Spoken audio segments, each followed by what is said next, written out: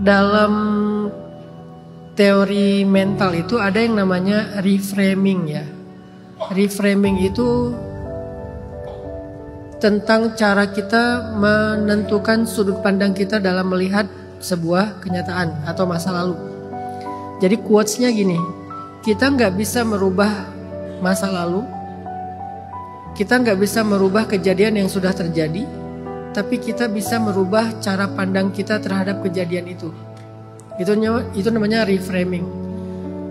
Kalau kita belum nge-reframe, masih dengan frame yang lama itu adalah kehilangan karena kesalahan kita, kehilangan karena sebuah masalah, kehilangan secara mendadak, kehilangan karena sebab dan akibat.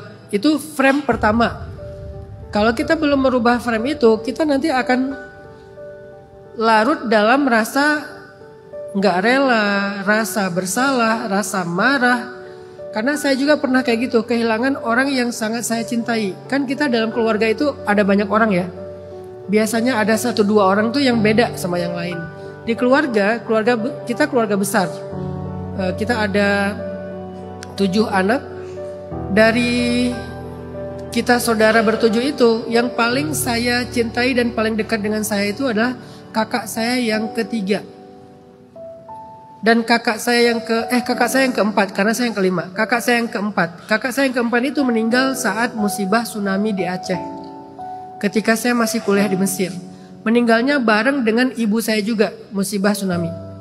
Jadi waktu tsunami itu saya kehilangan ibu sama kehilangan kakak. Ibu dibandingkan ayah, saya lebih dekat ke ibu. Kalau kakak-kakak, di antara semua kakak-kakak, saya dekatnya ke kakak ini, namanya Kak Yus namanya.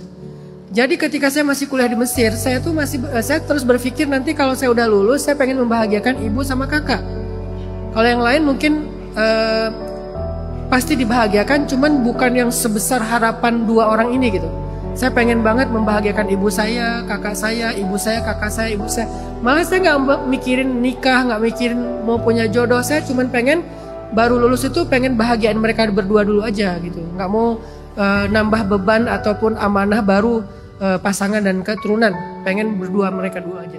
Ternyata Allah menguji kita dengan orang yang paling kita cintai.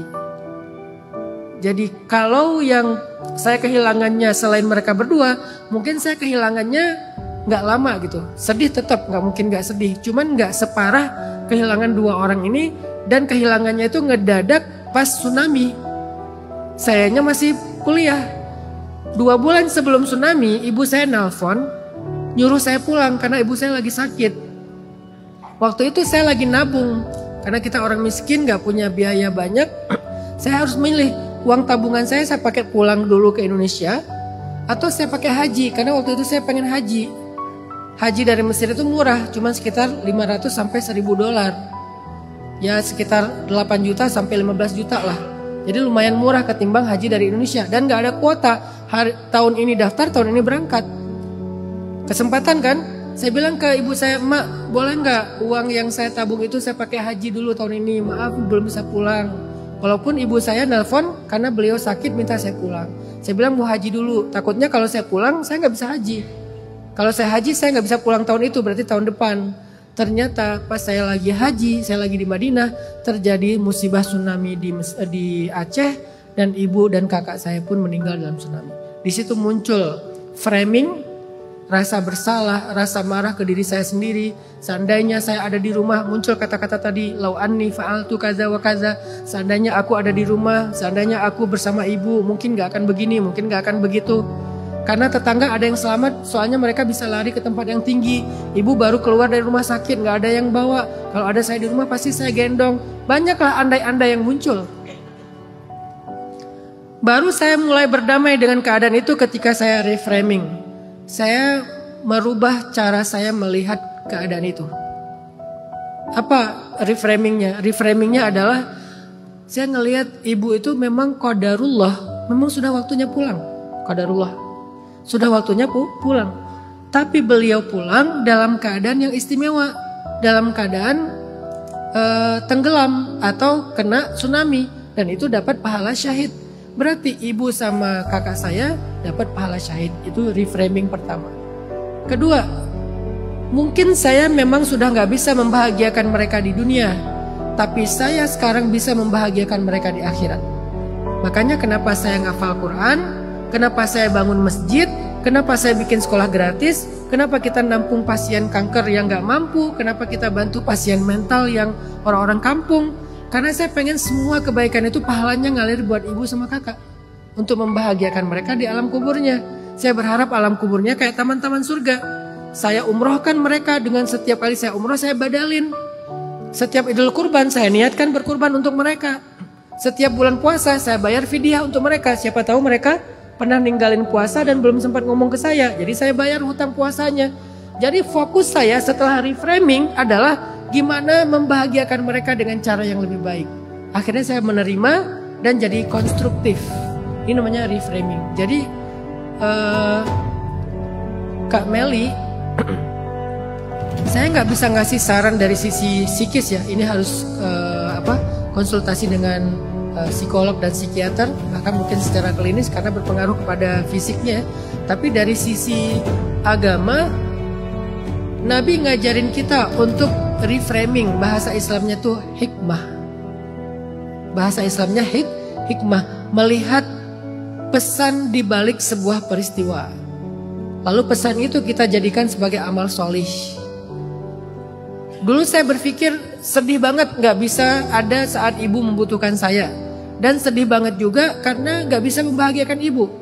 Saya belum bisa nerima ibu pergi mendadak. Harusnya nunggu saya pulang, nunggu saya lulus. Saya akan belikan dia rumah, belikan dia mobil, ngajak dia jalan-jalan, ngajak dia haji dan umroh. Kan itu rencana seorang anak pada ibunya. Tapi setelah hikmah, setelah reframing, saya jadi berpikir, memangnya saya lebih baik untuk mengurus ibu saya daripada Allah di akhirat. Jadi saya sadar, saya salah gitu. Saya pikir ibu itu lebih baik hidup di sisi saya daripada di sisi Allah. Padahal Allah sebaik-baik yang mengurus. Satu. Kedua, memangnya kebahagiaan itu cuma urusan dunia. Kan masih bisa membahagiakan ibu dengan urusan akhirat. Bahkan itu kekal. Akhirnya ngafal Quran, akhirnya bikin dakwah, akhirnya bikin proyek-proyek amal solih, termasuk Palestina dan seterusnya. Biar apa? Biar ngalir semuanya pahalanya buat ibu. Selain pastinya doa, zikir, istighfar, dan seterusnya. Amal-amal dakwah. Nah ini hikmah namanya. Dengan fokus ke arah sini, jadi kita muncul yang namanya acceptance, penerimaan. Kalau udah bisa menerima, itu sudah mulai mengurangi trauma, rasa marah, rasa nggak ridho, itu berkurang pelan-pelan. Sehingga nanti reaksi kepada tubuhnya juga insya Allah akan semakin berkurang. Tapi kan di-recall sama kejadian yang ini, ya kejadian ayah opname itu terjadi dalam kondisi Mbak Meli belum selesai dengan kejadian adik, kehilangan adik itu belum selesai. Jadi kalau masih kayak gitu, masih luka, masih belum bisa berdamai dengan keadaan, kita tuh masih akan ke recall lagi gitu. Tapi itu bukan beban, jadi nggak harus buru-buru juga. Semua ini butuh waktu kan, dan setiap orang punya timing yang berbeda-beda. Nggak boleh di-compare, saya setahun udah beres. Belum tentu, ada orang yang bertahun-tahun nggak beres. Nabi Muhammad ke recall terus tentang Khadijah kan. Padahal Khadijah udah wafat sekian tahun. Ada orang yang sepupu Khadijah nih datang ke rumah Aisyah ngasih salam, suaranya mirip suara Khadijah. Nabi Muhammad langsung ke recall Khadijah. Sampai Aisyah cemburu. Kenapa? Tiba-tiba Nabi Muhammad ekspresinya berubah, seolah-olah yang memberi salam itu Sayyidah Khadijah. Memang butuh waktu. Nabi Muhammad sama Wahsy, orang yang membunuh Hamzah. Setelah Wahsy masuk Islam, Nabi Muhammad bilang apa? Wahsy, kalau kamu bisa menghindar dari aku, hindarlah. Karena setiap kali melihat wajah Wahsy, Nabi teringat dengan Hamzah. Karikol lagi kan? Jadi ini bukan aib kalau kita belum cepat bisa rilis, bisa berdamai. Tapi bahwa kita perlu tetap belajar terus, bertumbuh terus, nyari solusi, itu adalah bagian dari proses. Cuman waktunya kapan, ya semoga Allah yang menentukan waktu terbaik. Tapi prosesnya salah satunya adalah reframing. Bahasa Islamnya terus menggali hikmah-hikmah dari setiap peristiwa dan kehilangan. Allahu a'lam.